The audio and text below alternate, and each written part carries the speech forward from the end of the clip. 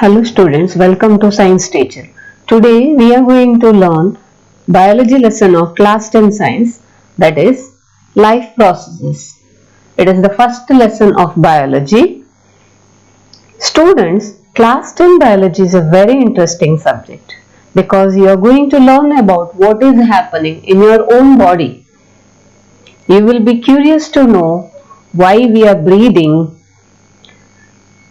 and also you will be curious to know why we have to eat food and why the blood flows inside our body and why we need to remove the waste every day from our body. These all things we are going to learn in this lesson. So first let us understand on what basis we classify things as a living or non-living. So in this session we are going to introduce the lesson, then we will understand the definition for the nutrition, then we will also learn about different types of nutrition and types of nutrients, and also we will discuss about different types of heterotrophic mode of nutrition. In that we will discuss about saprophytes, parasites, then symbiotic parasites, and also holozoic mode of nutrition. So let us begin our session. First is an introduction. So you know, all of you know that whenever we see a boy running on the road, we can say that he is alive. Now when we say a cow is alive, when it chews the cud, then we can say it is alive. Or when the dog is barking, we can say that it is alive. Now what if these all animals are sleeping? Then what will happen? When they are sleeping, we can't see any movement, but still breathing will be going on. By checking whether they are breathing or not, we can say they are alive. Now what about the plants? Plants are not moving at all. Now how we can say plant is living? So we know that after some time the plant will be growing leaves, branches, then it will give out flowers and fruits. With this growth movement we can say that the plant is living. Now what happens inside the plant? Can we see that it is invisible movement? So inside the plant, the root will be absorbing water, water moves from the root to the leaves, and also the leaves are synthesizing food in a process called a photosynthesis. So the food prepared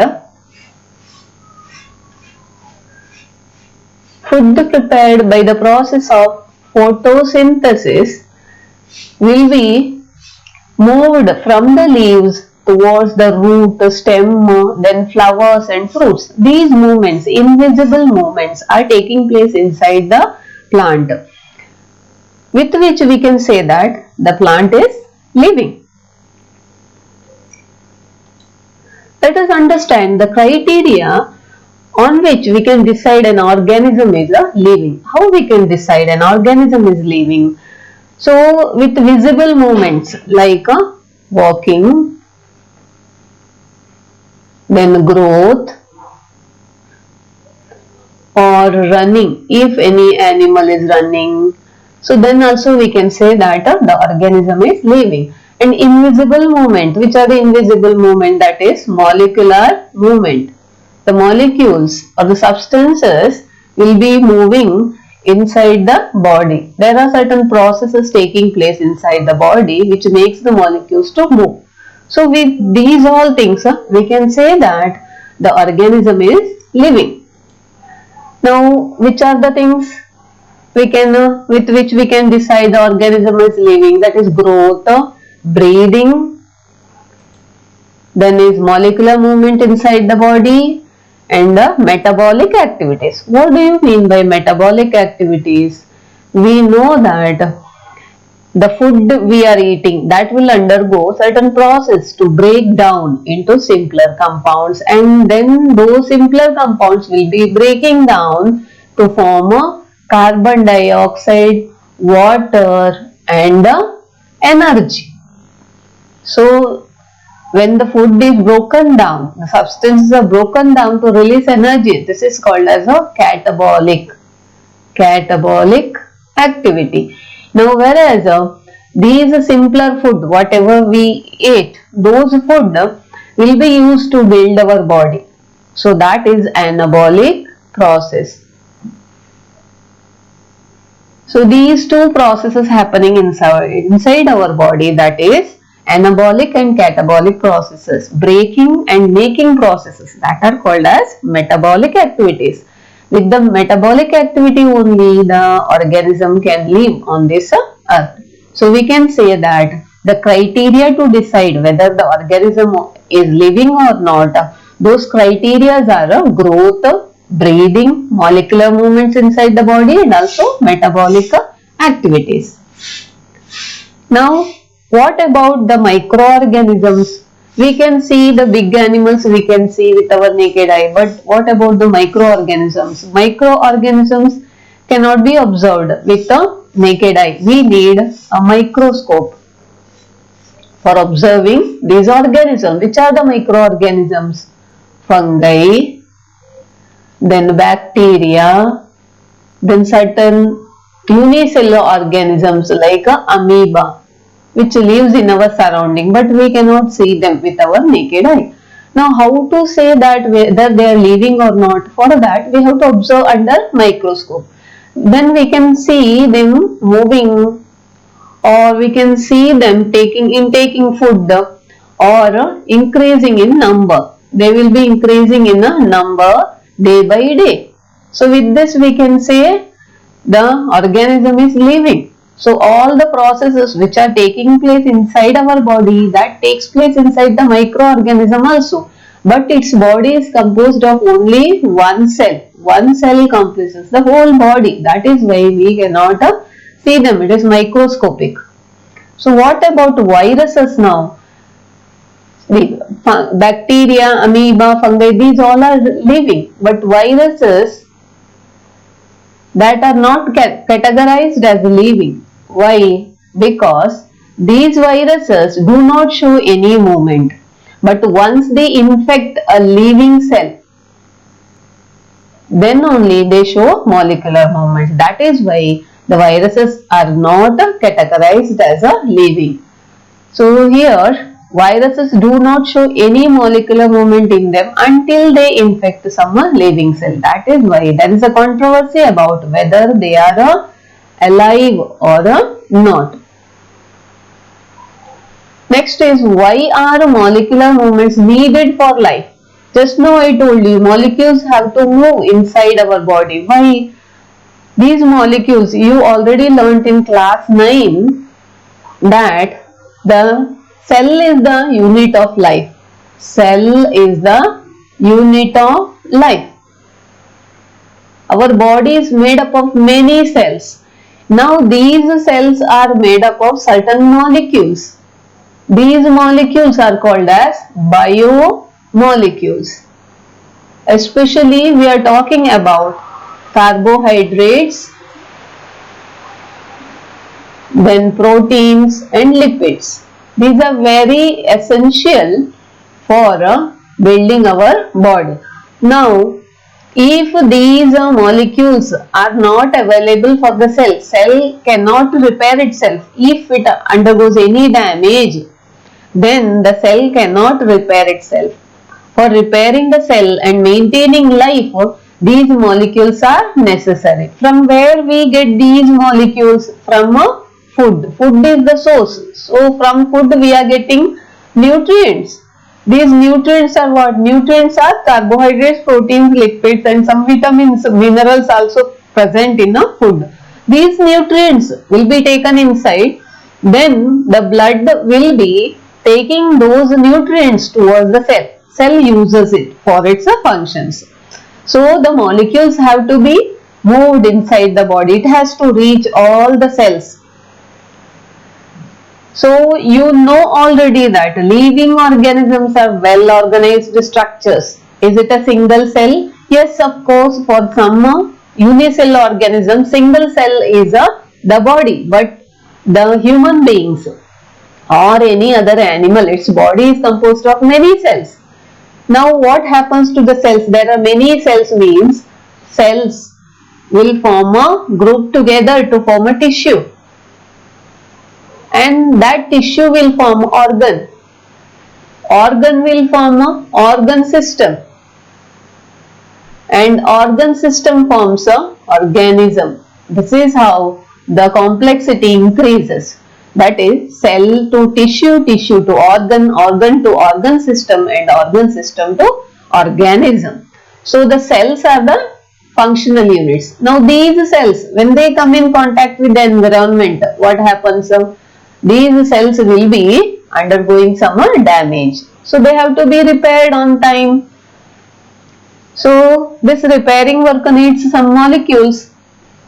That is why the molecules have to move inside the body. So molecular movements are very much essential for a life.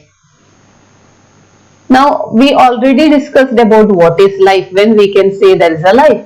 So what are life processes, which makes them alive? Which criteria or which process will make the living organism alive? In order to sustain life, these living organisms have to undergo some activities in their body. So the functions performed inside the living body in order to stay alive, that are called as a life processes. We can say the functions performed by living organism to maintain their life on earth or to stay alive, those processes are called as a life processes. Under life processes, we have to learn about nutrition, then we have to learn about transportation, respiration, and excretion. We are going to learn these all things in detail in further sessions. First, in brief, we are going to discuss about this nutrition, transportation, respiration, and excretion. Now, nutrition. What do you mean by nutrition? You know already that some functions are performed by living organisms in their body in order to stay alive. For those functions, what is required? Energy is required for those processes. From where we get this energy? There is one source of energy. There should be one source of energy, but that comes from outside environment in the form of food. What the food contains? Food will be having nutrients. Now what are these nutrients? Nutrients are certain elements or the substances which are very much essential for the body for its maintenance. They are carbohydrates, fat, protein, vitamins and minerals. Now here these nutrients we are acquiring in the form of food. So intake of food and making use of those nutrients for the building our body and for various functions performed in the cell, that is called as a nutrition. Now what happens to these nutrients once they are taken inside the body? As the body is made up of many cells, these nutrients have to be circulated. Nutrients have to be circulated inside the body. How it becomes circulated? With the help of one liquid form of transporting substance, that is called as blood. So blood will be carrying all these nutrients to each and every cell and tissue. So this blood is carried through blood vessels. So blood and blood vessels will be included in transporting system. Now once the nutrient reaches the cell has to break down it further to release energy. So one more substance is required, that is oxygen. So oxygen will be taken inside with the help of respiratory system, that includes nose, then lungs. So the oxygen taken inside the lungs will be absorbed into the blood. Blood carries this oxygen to the cell. So inside the cell, the nutrients, that is especially glucose will be broken down to form carbon dioxide, water and energy. This is done with the help of oxygen. So there is a series of oxidizing and reducing reactions. So oxidizing and reducing reactions are taking place inside the cell to break down glucose to form carbon dioxide, water and energy. This energy will be stored in the form of ATP inside the cell.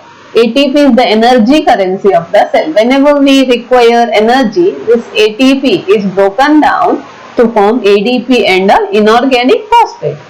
This breaking of bonds will release energy.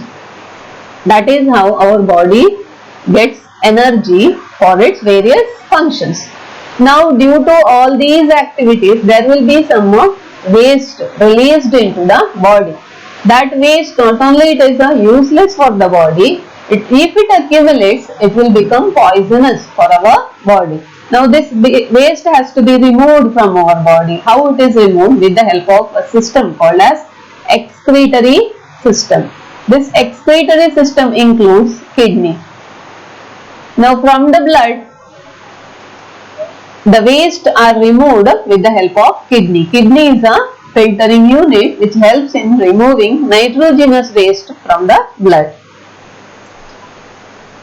Let us see the various systems which are included in our body. First is digestive system which help in taking in food and also for nutrition. Second one is transportation system that includes blood vessels, blood and the heart. Third is respiratory system which includes lungs, nose and nasal cavity. Last one is excretory system including a pair of kidney, a pair of ureter, urinary bladder, urethra. Now let us learn why these all systems are required for an organism like human being. Why it is required? Simple body, if it is not enough for the functions, see, I told you that we have to intake some raw materials like oxygen, then nutrients. These all things we have to take from outside. Then it has to be circulated inside the body. Now, how it is circulated? Is there any system for circulating? If it is not there, are the nutrients going to be supplied to each and every cell? We know that multicellular organisms, they are having many cells in the body and these cells are arranged in 3 layers. How many layers? 3 layers. Now these all cells may not be in direct contact with the environment. So what happens? It will be difficult for taking in oxygen and nutrients from outside. And the nutrients, if the nutrients and oxygen has to reach each cell, there should be some systems for enabling the movement of these molecules. So simple diffusion. Now what is diffusion? Diffusion means what? It is the movement of particles. Particles will be moving from its higher concentration to its lower concentration. This is possible only if there is an immediate environment. So if there is no direct contact with the environment, the diffusion is not possible in the body. So these complex organisms like human beings, they require many systems for performing the activities. So diffusion is insufficient for the human beings or multicellular organisms because all the cells are not in direct contact with the environment. So the first point is, in case of unicellular organism, simple diffusion will meet all the requirement of the cell. Why? Because its body is made up of only one cell. Let us take the example of amoeba. Amoeba has a single cell and it lives in water. So water is having oxygen and some small organisms will be living inside the water. Those will be diffused into the cell. Cell makes use of these nutrients, and the waste material will be directly diffused into water. This is how the various processes will be taking place inside the body of the amoeba. Only diffusion is enough for meeting all the requirements of an amoeba. Whereas in multicellular organisms, they require system. So here the organism's body comprises of many cells in multicellular organisms. So they require specialized systems for performing various body functions, because all the cells may not be in direct contact with the environment. Now next is we will be learning about nutrients. Now what are nutrients? Nutrients are the essential elements required by our body for growth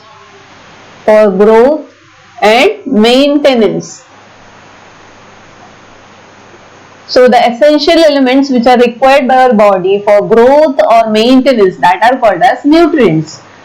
Nutrients include carbohydrates, vitamins, proteins, fats and minerals. Now nutrition, we have to discuss about the nutrition. What is nutrition? That is the process of acquiring food that is needed for nourishment and sustenance of the organism. For that, the food is intaken. So we have to take the food inside our body and make use of those nutrients which are taken in the form of food. That process is called as a nutrition. Based on how the organism takes the food, the nutrition is divided into two: autotrophic nutrition and heterotrophic nutrition. There are two types of nutrition mainly, that is autotrophic and heterotrophic. Let us split the words in order to understand. Auto means self and trophic means synthesizing. So they are self-synthesizing organisms. They will synthesize their own food. They are not dependent on others for their food. They prepare their own food. For example, plants and some bacteria. Some bacteria, not all bacteria, some bacteria like cyanobacteria, they can prepare their own food with the help of one pigment called as a chlorophyll. By using chlorophyll, in presence of sunlight, the sunlight energy in the sunlight can be converted into chemical energy. Then that chemical energy can be made use to put together some inorganic substances. That is what is happening in autotrophic mode of nutrition. So we will learn that in detail later. Now this autotrophic mode of nutrition is further divided into photoautotrophic and chemoautotrophic. Photo means light. If for the synthesis of food they are making use of sunlight, then those organisms are called as photoautotrophic. Now what is chemoautotrophic? They are using chemicals. So oxidizing certain chemicals, they will get energy for synthesizing the food. So in the chemoautotrophic, you can take the example of sulfur oxidizing bacteria, or else you can take it as sulfur bacteria. Then nitrogen fixing bacteria. These all are converting the inorganic substances, carbon dioxide and water, are converted into food in plants. Whereas in these organisms, what they will do is they will make use of sulfur compounds to form that is glucose, and certain gases are released here. So this is what is happening in sulfur bacteria. So they will fix the glucose by using chemical energy of oxidizing sulfur. Sulfur will be oxidized. That energy will be made use to fix a carbon. So carbon will be fixed to form a glucose in a chemoautotrophic microorganisms will be undergoing this mode of nutrition, that is some bacteria like a sulfur oxidizing bacteria, then a nitrogen fixing bacteria. Now what about photoautotrophic nutrition? This is observed in plants, green plants. They have a green pigment called as chlorophyll. You already know about this photosynthesis. We call it as a photosynthesis. What do you mean by photosynthesis? Photo means light and synthesis means putting together. So what is put together here? So the plants are putting together carbon dioxide and water with the help of sunlight, and chlorophyll to form glucose, and water, some amount of water and oxygen are released here. So you need to understand here water also used.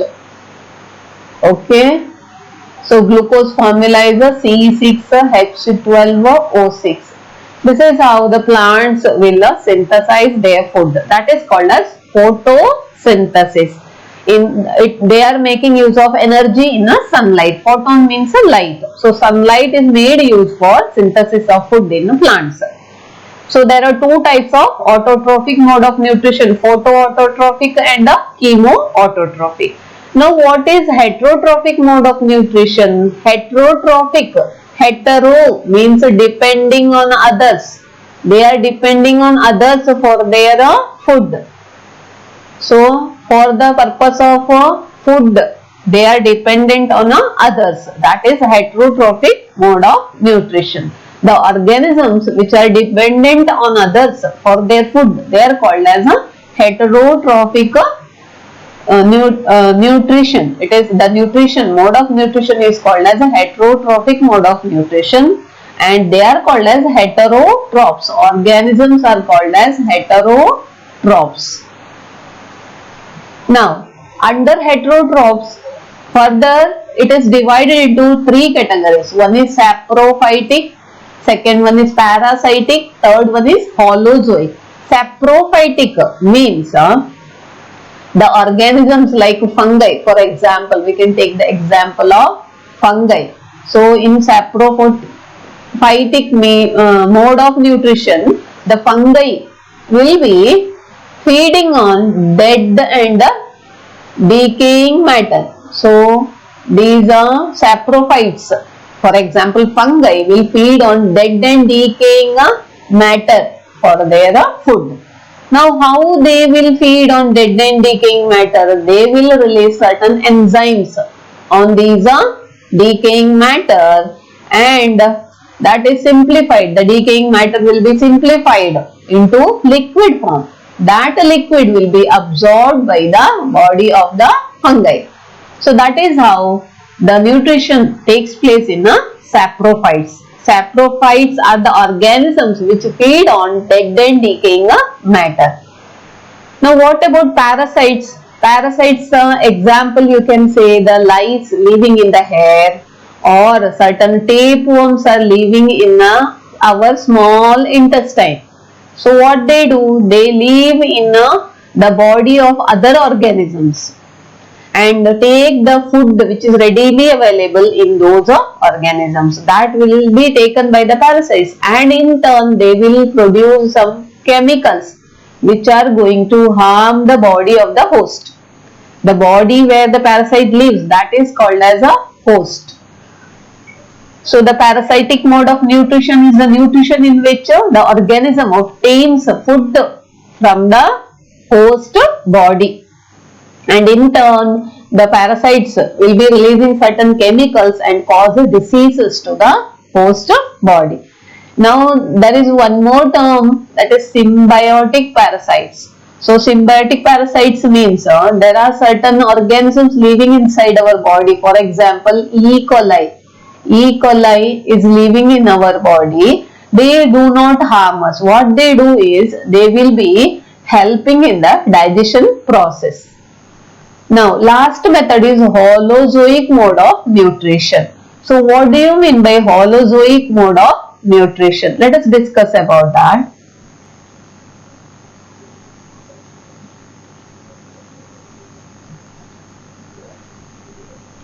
So the organisms that allow the holozoic mode of nutrition, they will take the solid food. What they will take? Solid food inside the body. That solid food is broken down into smaller pieces and then simplified, simple substances. It is converted into simple substances and it is absorbed into the blood.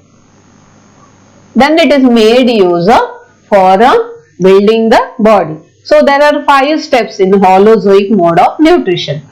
See, for example, in human beings, how we take the food? Humans, we take the food in the form of solid. So then with the help of teeth, we are breaking it into smaller pieces. Then we will be swallowing it and digestion occurs in our small intestine.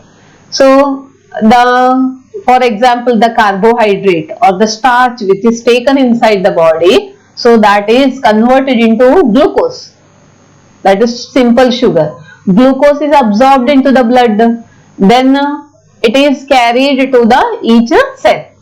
See, that is called as the 5 steps which are followed in a holozoic mode of nutrition are ingestion. Ingestion means intake of food. Intake of food. Now digestion. Digestion means breaking down of complex food to form simpler substances.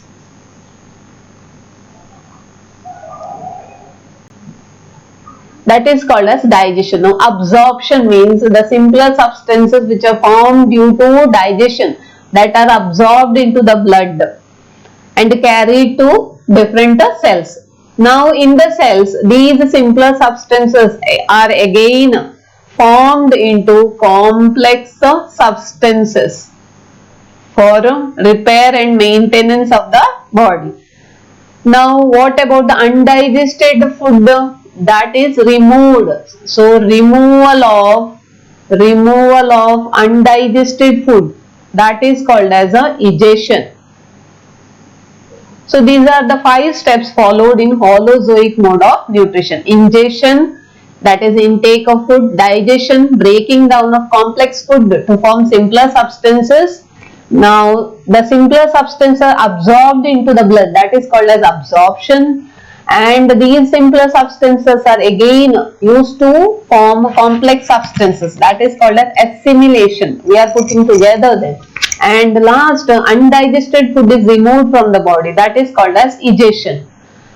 Now which all organisms will be following holozoic mode of nutrition? So amoeba, which is a unicellular organism, from amoeba to man, who is the complex organism, we all are following holozoic mode of nutrition. So this holozoic mode of nutrition is further divided into herbivorous, carnivorous and omnivorous mode of nutrition.